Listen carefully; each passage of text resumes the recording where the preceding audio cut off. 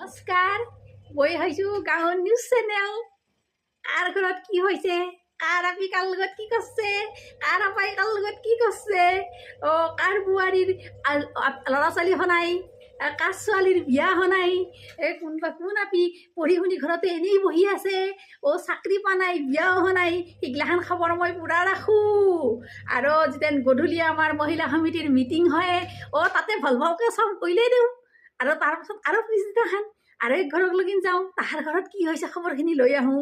লৈ আহি মাত্ৰ আৰু পিছদিনা মেল মিটিঙত চবখিনি ঘল ঘলকৈ কৈ দিওঁ। এইগিলাখানে আমাৰ নিচিনা আমাৰ চেনেলটো সেইগিলাখানৰ কাম, বুজছে না? সেইকাৰণে মানে কি হয় মানে মোৰ ঘৰখন লাগিলে যিয়ে নহওক কিয়, মানুহৰ ঘৰৰ খবৰ কিন্তু মই পূৰা ঠিকেই ৰাখোঁ, বুজছে না? কাৰ আপি ক'ত গৈছে, কি কৰিছে, কি খাইছে, কাৰোবাৰ যদি ঘৰত কাজিয়া লাগিল তেতিয়াতো মই প্ৰথমতে যাই হাজিৰ হৈ